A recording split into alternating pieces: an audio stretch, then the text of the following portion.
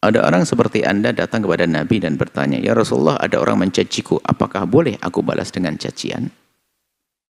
Nabi menjawab, "Kalau kau balas dengan cacian, berarti kamu sama seperti dia." Tidak harus dibalas dengan cacian. Menghentikan tidak harus mencaci. Karena cacian itu seperti niup api, tambah menyulut, tambah dia marah, semakin dahsyat caciannya. Kalau menghentikan mungkin, misalnya bisa melibatkan hukum dan sebagainya, dia telah melecehkan, mencemarkan nama baik saya dan sebagainya, itu hak, karena kehormatan harus dijaga. Tapi kalau membalas dengan cacian, tidak. Karena menjadikan mulut kita biasa mencaci, membalas dengan cacian. Anda baik, Anda membalas 2, dia nggak baik, Anda latih begitu, dia balas lagi menjadi 1000 cacian, habislah Anda. Dia orang tidak baik. Anda ajari tidak baik, semakin pintar dia untuk menjadi tidak baik. Maka kalau ada orang mencaci Anda, apakah dia orang baik atau tidak baik? Kalau orang baik, Anda diam, dia akan semakin diam. Kalau dia tidak baik, Anda diam, dia mikir, ini saya caci kok diam saja. Nggak ada reaksinya, kayak nggak heboh deh.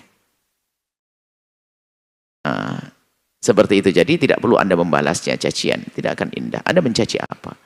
Anda mencaci pun kadang tidak hanya dia dicaci, mungkin pamannya akan kita caci, adiknya kita caci, dan seterusnya.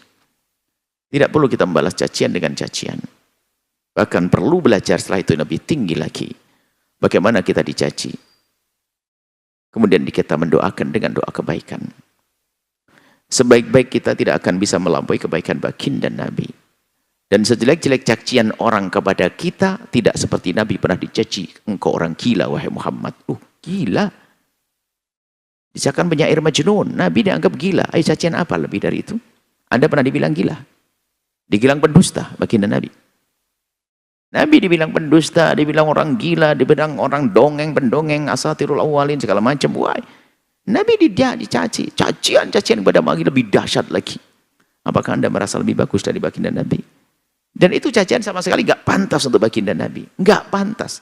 Untuk umat saja nggak pantas. Apalagi untuk Nabi.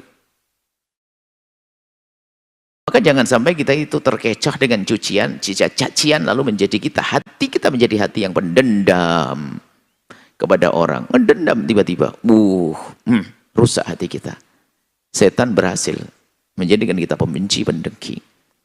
Maka ada pertanyaan lagi setelah itu, ada yang lain. Lalu bagaimana Rasulullah? Ada orang berbuat baik kepadaku, aku balas kebaikan? Ya biasa saja kalau orang berbuat baik kepadamu, kau balas kebaikan.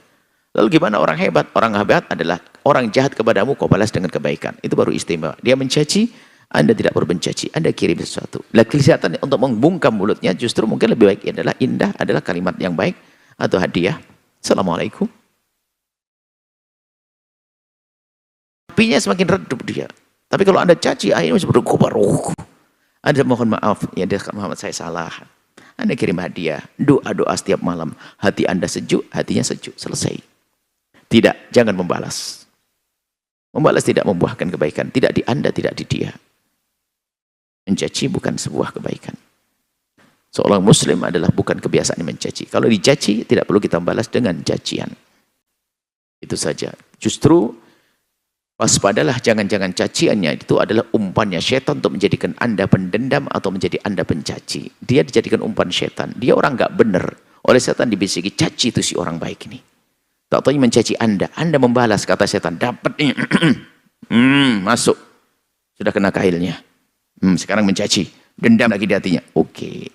Ente semuanya masuk neraka sama saya, kata syaitan.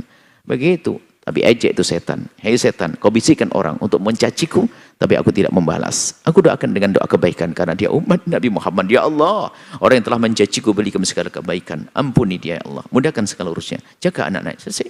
Hati sejuk. Itulah para kekasih Allah yang datang kepada Allah dengan qalbun salim. Hatinya bersih, terbebas dari dendam, benci dan dengki. Wallahu a'lam bishawab. Baik, menyaksikan video ini, jangan lupa berselawat kepada baginda Nabi Muhammad sallallahu alaihi wa alihi wa sahbihi wasallam.